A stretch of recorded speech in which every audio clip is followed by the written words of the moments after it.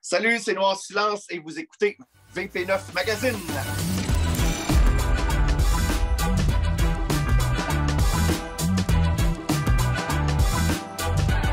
Aujourd'hui, à l'émission, Stacy découvre la vélopiste Jacques-Cartier Portneuf.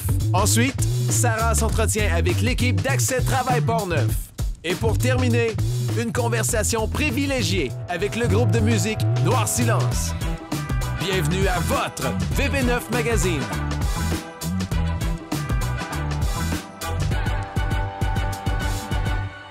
Bienvenue à VP9 Magazine. Ici Stacy Anne-Marie. Aujourd'hui, nous allons découvrir la vélopiste Jacques-Cartier. Pour m'en parler, j'accueille à l'émission Alexandra Goyer. Salut!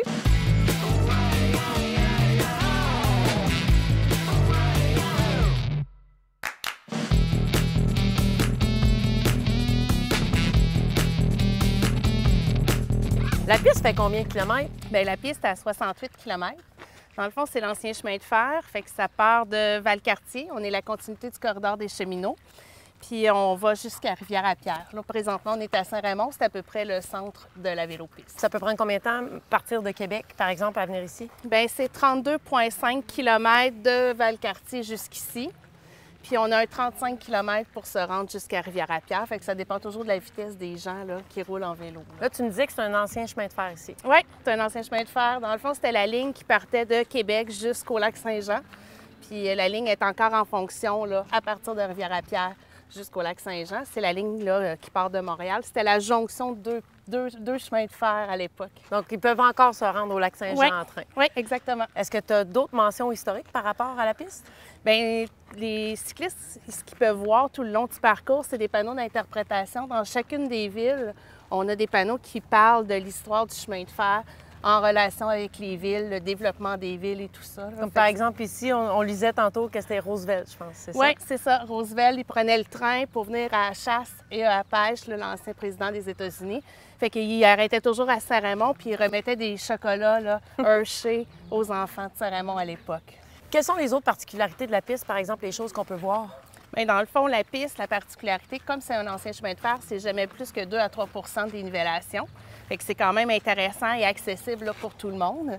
Les choses à voir, mais le décor change vraiment beaucoup. On a la chance d'avoir là, des lacs en bordure de la piste, des villes comme Saint-Raymond qui sont situées en bordure de la piste, des paysages agricoles à Saint-Léonard. Fait qu'il y a vraiment une diversité là, du décor. J'ai vu aussi qu'il y a des petites aires de pique-nique, les gens peuvent s'arrêter, manger, boire. Oui, on a mis même dans le secteur plus au nord des belvédères avec des chaises Adirondack. On essaye là, vraiment que les gens puissent là, prendre une petite pause un petit peu partout en bordure. Surtout pour les gens comme moi qui ne sont pas habitués de faire du vélo. Avant de poursuivre, Sarah nous fait découvrir une belle initiative d'Accès Travail Portneuf.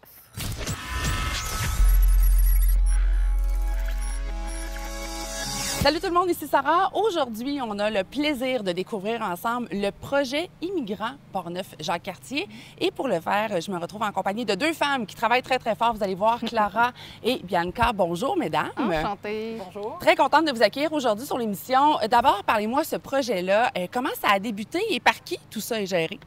En fait, c'est géré par Accès Travail Portneuf. Donc, Accès Travail Portneuf, c'est un organisme en employabilité. Mais il y a une branche immigration qui est là depuis août avec 6 personnes qui ont été engagées. Il y avait quand même de l'immigration depuis quand même 2007, mais là, dans le fond, on a mis plus de ressources depuis août parce qu'il y a beaucoup de monde qui arrive dans la région. Il y a beaucoup de travailleurs étrangers temporaires qui viennent seuls et ils vont faire venir leur famille par la suite. Donc, on a besoin de gens pour les accueillir, pour les aider à les intégrer, qu'ils se sentent chez eux, en fait. Parlez-moi justement de la mission de ce projet-là. En quoi ça consiste concrètement pour quelqu'un qui va venir, j'allais dire utiliser les services, mais quelqu'un qui va venir vous voir pour ce projet-là? Bien, il y a une foule de services qu'on peut leur offrir. On peut les aider au niveau des permis de conduire, pour l'échange des permis, tous les cours de conduite, tout ça. Aussi au niveau de la francisation, très important au niveau de l'intégration. C'est la clé, la francisation. Ils peuvent rencontrer des gens aussi. Puis aussi au niveau de l'intégration, il y a des activités très importantes. On organise des activités pour que, dans le fond, les gens puissent se rencontrer, oui, entre eux, mais aussi qu'ils connaissent des Québécois, des gens d'autres cultures. Puis aussi le programme du jumelage interculturel, donc qui est un programme où on jumelle un nouvel arrivant ou une famille de nouveaux arrivants avec un Québécois ou une famille de Québécois. Ils peuvent, dans le fond, faire des activités ensemble à raison d'une fois semaine, une fois 2 semaines, les aider dans le français, leur montrer la région, les activités à faire. Donc, c'est vraiment un beau programme d'échange. Les activités, en fait, comme cette semaine, on est allé une activité qui s'appelle... Au Parc des Berges à Donnacona. Okay. En fond, il y a ce qu'on appelle les rendez-vous de Portneuf. Ouais. On fait à toutes les semaines une marche dans un endroit différent. Comme là, on était à Saint-Raymond, Rivière-Sainte-Anne. Là, on veut aller à Neuville, puis à Pont-Rouge aussi, à la promenade Jacques-Cartier. Donc, on change à chaque fois. Puis les gens commencent à nous connaître, même les gens d'ici. Ils nous demandent quand est-ce que la marche va avoir lieu. Tu sais, ils attendent là, vraiment ça avec impatience. Donc, on est vraiment contents parce que ça permet des rencontres, des échanges entre les gens. Ça fait maintenant un moment qu'on accompagne les nouveaux arrivants dans la région. Et maintenant, c'est à votre tour d'arriver dans cette belle région de Portneuf. On est vraiment content que vous soyez enfin parmi nous. Et on est disponible pour vous aider à vous installer. Combien de personnes ont fréquenté ou ont utilisé ce projet-là? Bien, en fait, là, on a monté depuis le début, on a une liste d'à peu près 150, 200 nouveaux arrivants. Donc là, on inclut les épouses là-dedans. Donc, juste dans la région de Portneuf, là, il y a vraiment un besoin, je dirais, parce qu'il va en avoir d'autres, il va en avoir plus. On le sent que c'est un besoin. Fait que... Ça n'arrête jamais. Il y en a tout le temps qui arrivent. Puis là, telle personne s'est fait accueillir par nous, va en parler à un de ses amis de son village ou de ses connaissances, de sa famille. Fait que là, ils viennent nous voir directement. Puis c'est de bouche à oreille aussi qu'on se fait connaître. Alors, j'entends que vous êtes vraiment impliqués autant au niveau social, autant dans la famille, mais un aspect qu'on ne peut pas mettre sous silence est bien sûr le volet formation. Je sais qu'entre autres, ces personnes-là ont certaines exigences à rencontrer et je pense que vous leur donnez un coup de main à ce niveau-là. Oui, en fait, on donne la formation Objectif Intégration. Donc, c'est une formation qui dure 24 heures. Il y a plusieurs formules, donc des formules de soir, de jour, soir et fin de semaine. Puis, dans le fond, durant cette formation-là, on parle de l'histoire du Québec, des valeurs du Québec, de l'adaptation, comment ils ont vécu ça, comment on fait pour passer au travers de l'adaptation dans un nouveau pays, le choc culturel. Il y a beaucoup d'échanges aussi entre eux dans ces formations-là. Fait que, tu sais, c'est vraiment, ils peuvent se rencontrer aussi entre eux, mais apprendre des choses, vraiment se questionner sur leur parcours. Puis aussi, on parle de choc au niveau en emploi. Le choc en emploi, c'est pas les mêmes repères culturels. Donc, ça, on en parle aussi. Puis, ils ont besoin de cette formation-là pour obtenir le certificat de sélection du Québec, qui est l'étape avant la résidence permanente. Puis, mais c'est aussi, c'est une formation, c'est ça qui leur permet vraiment de découvrir beaucoup de choses sur le Québec. C'est super important parce que c'est là qu'on a beaucoup de questions aussi qui ne touchent pas vraiment à la formation, mais il y a d'autres questions auxquelles on peut répondre puis on peut les aider. Parce que des fois, les gens, quand ils sont tout seuls chez eux, ils n'osent pas vraiment nécessairement poser la question, mais là, quand on les rencontre, bien là, ils se sentent à l'aise puis ils peuvent nous connaître. Donc, Ça leur donne l'occasion de poser leurs questions. Moi, je pense juste aux impôts. Petite chose qui, pour nous, est déjà compliquée, j'imagine pas pour eux. Là. Donc, c'est des petites choses comme ça pour lesquelles vous pouvez répondre dans la pièce au cas par cas. Là. Exact, oui, c'est ça. Et la chose que je retiens de notre rencontre, c'est que vos services sont essentiels pour ces gens-là. Bravo pour votre beau boulot et merci d'avoir pris le temps pour nous aujourd'hui. Merci. Merci à toi.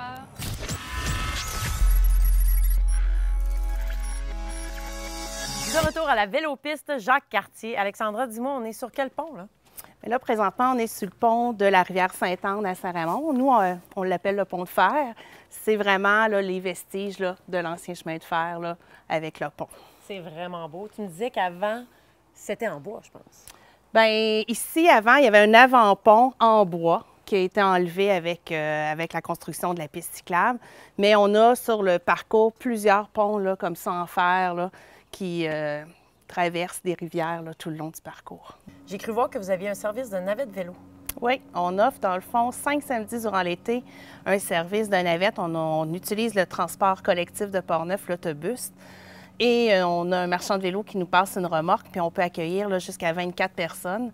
Et on peut, dans le fond, il y a 5 points d'embarquement. Les gens peuvent embarquer à la Gare du Palais, à Loretteville, à Valcartier, à Saint-Raymond. Fait que ça permet aux gens là, de se faire monter à Rivière-à-Pierre sans pouvoir être obligés de faire l'aller-retour. Fait que ça, c'est vraiment plaisant. Puis ça leur permet de découvrir des fois des portions qu'ils ne font pas habituellement parce qu'ils sont obligés de faire un aller-retour. Ils vont couper leur voyage, donc là, ils peuvent vraiment tout le faire. Oui, exactement. Fait que ça, c'est un service qui est fort apprécié, mais il y a aussi un taxi navette qui existe, là, une entreprise d'ici qui offre un service de taxi qui peut dépanner là, les autres journées là, que les gens voudraient avoir un service là, comme celui-là. Puis sur la piste, on peut marcher. Est-ce qu'on peut marcher, oui? Oui, on peut marcher, on peut courir. On a beaucoup de gens qui font leur jogging matinal sur la vélopiste, c'est le fun. Puis on a les vélos qui sont permis aussi, là. Mais sur notre site Internet, là, les usages permis sont vraiment bien identifiés, là, tout fait. Voilà. C'est facile, on va voir le site, on exact. sait qu'est-ce qui se passe, Ouais. où est-ce qu'on peut aller puis comment on peut se rendre. Exactement. On a une carte interactive aussi sur votre site web. Si je ne me trompe pas, on peut voir tous les endroits. Oui, quelqu'un qui veut planifier son voyage, son itinéraire, savoir exactement sont où les abris, les aires de repos, tout est bien identifié là, sur la carte interactive du site Internet. Parfait. Puis est-ce que vous avez des choses à venir? Bien, on a des projets dans l'air. Là, on est en train de travailler. Cette année, on a rajouté des aires de repos, justement. Puis là, on travaille présentement dans la portion plus au nord, où il y a un peu moins d'hébergement. Pour les gens qui font du cyclotourisme, on va avoir des plateformes de camping rustique. Fait que les gens vont pouvoir arriver avec leurs bagages, leurs tentes, puis s'installer. Ça va être accessible seulement en vélo, mais au moins, les gens vont pouvoir là, tenter là, sur la piste directement, bien, en bordure aux endroits prévus. Parce que dans les autres endroits, c'est pas permis de camper en bordure de la piste. Ça va être vraiment à ces endroits-là que ça va être permis. Puis l'information aussi va être sur notre site Internet. Et aussi, la piste traverse plusieurs villes, comme on mentionnait tantôt. Comment est-ce que ça fonctionne quand on veut faire la gestion de tout ça? Bien, nous, c'est un organisme qui gère tout le parc au complet parce que c'est un parc régional, la Vélopiste Jacques-Cartier. L'hiver, c'est la motoneige. L'été, c'est le vélo. Fait que c'est nous, l'organisme mandaté pour faire la gestion de tous les 8 municipalités riveraines. Merci beaucoup d'avoir pris le temps pour nous aujourd'hui, Alexandra. Ça fait plaisir. En poursuivant, voici mon entrevue avec Noir Silence.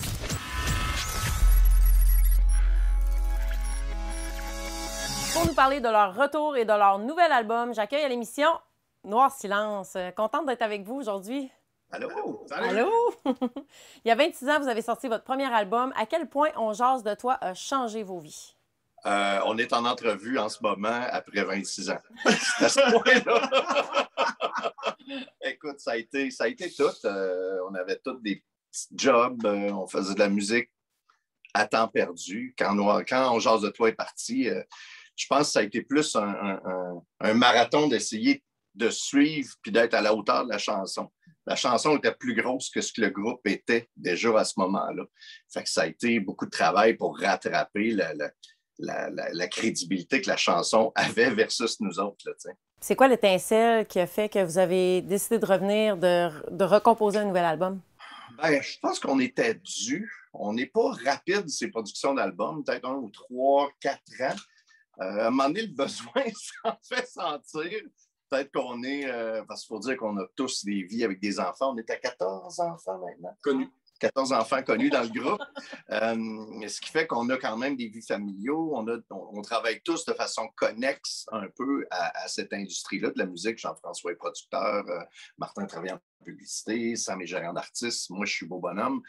Tout le monde a un peu quelque chose à apporter, mais à un moment donné, on sent le besoin viscéral de se dire, bon, OK, il faut en faire un, j'ai des idées, as-tu des idées?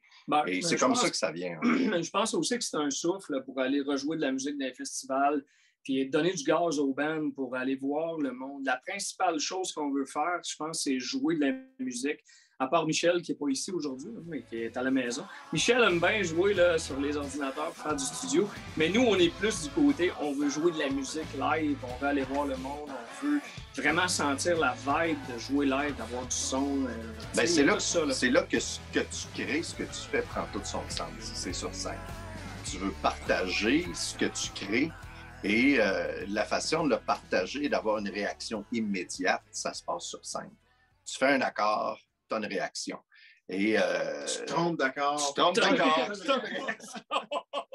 Je pense que ouais, c'est ça. Je pense que la scène, c'est vrai que c'est un gros motivateur pour nous. Au Québec aussi, on a le défi de toujours se renouveler. Tu ne peux pas arriver simplement et dire « Ah, nous, on a fait On jase de toi en 94 ». Il faut toujours se renouveler. Dans certains autres contextes, il y a des bands qui jouent Sweet Home Alabama depuis 40 ans, puis c'est bien correct. Mais nous, au Québec, il faut toujours dire, regarde, on est en vie, on existe, on est toujours en forme, on a toujours quelque chose à dire. Fait que c'est pour ça que les albums sont importants. Revenons sur l'album 10, c'est vraiment festif, country, rock. Est-ce que c'était votre intention? Oui, d'amener le groupe, comme j'expliquais, on essaie de jamais faire 2 fois le même album. On voulait tendre un petit peu vers le country, essayer ça. Jean-François ici, Martin sont très, très, très country. Sam travaille avec Espace Country aussi. Michel a sorti les Tiki Jones. Donc, c'est quelque chose qui maintenant était dans notre vie. Puis on se mentira pas, le country aujourd'hui, c'est comme Bon Jovi, mais tu rajoutes du banjo, puis ça reste du rock. Le country, ça reste du rock. Fait qu'on s'est dit, OK, on va essayer cette tendance-là pour cet album-là. Puis ça nous collait quand même relativement bien. On se rappellera quand même que le premier succès de Noir Silence, c'était une chanson country de base, On jase de toi.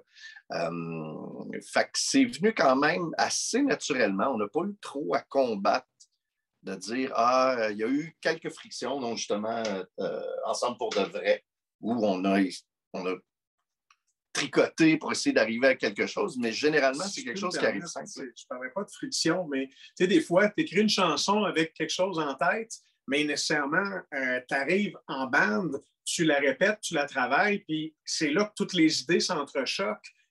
Ça peut partir dans plein de directions. Puis Sam l'a dit, cette chanson-là a eu tellement de versions différentes avant d'arriver au produit final. Pour moi, ce n'est pas des frictions, mais bien, on se donne la peine d'essayer. Cette chanson-là, c'est quoi la façon qui va faire en sorte qu'elle va vivre le mieux possible? Puis encore là, la synergie opère. On travaille vraiment ensemble. On a appris, on a un petit peu plus de maturité qu'avant. On a appris à être capable de dire, OK, on va écouter ton idée, puis on va l'essayer jusqu'au bout. On va pouvoir voir est-ce que c'est vraiment bon. Sinon, on repart dans une autre direction, puis chacun a l'humilité de dire, bon, ben regarde, mon idée, finalement, ça ne marche pas. Ça arrive. Puis on repart dans une autre direction. Fait que le son de l'album a beaucoup été travailler de cette manière-là, c'est-à-dire, oui, on a pris une tangente un peu plus country, on reste un band fondamentalement rock, folk rock. Mm-hmm. Fait que tout ça, bien, le travail, l'ensemble de l'œuvre fait que ça a donné la sonorité qu'on entend sur l'album, qui n'est pas pur et dur country, mais qui a quand même de la coloration. C'est vraiment un travail d'équipe. Oui, puis je pense, tu parlais de festif. C'est sûr que pour nous autres, de faire un album, puis quand on pouvait se retrouver le temps qui s'était permis, c'est sûr que c'était festif. Donc, c'est sûr que ça se ressent dans le produit fini. Quand on parle toujours d'Ensemble Ensemble pour de vrai, qui était le premier extrait de cet album-là, on était à un moment où tout était fermé, on ne pouvait pas se rencontrer d'aucune façon. La seule chose qui était permise, c'était les tournages. Donc, on s'est dit, on va tourner un vidéoclip. Et là, on se disait, qu'est-ce qu'on fait comme concept de vidéoclip? C'est une chanson qui parle de se retrouver pour de vrai entre chums et de triper. Puis on a dit, le concept du clip est là. Ça fait 1 an et demi qu'on ne s'est pas vu pour jouer ensemble. On va juste se filmer en train de jouer. Et ça va être honnête, ça va être sincère. Puis c'est ce qui a donné le vidéoclip. La chanson en tant que telle était un concept de vouloir fêter ensemble et faire de la musique ensemble pour de vrai. T'sais. Parce qu'après 1 an à le faire par ordinateur, on s'envoyait des fichiers, puis de dire, regarde, on joue ensemble pour de vrai. Noir Silence, merci beaucoup d'avoir été avec nous aujourd'hui. Merci. Plaisir.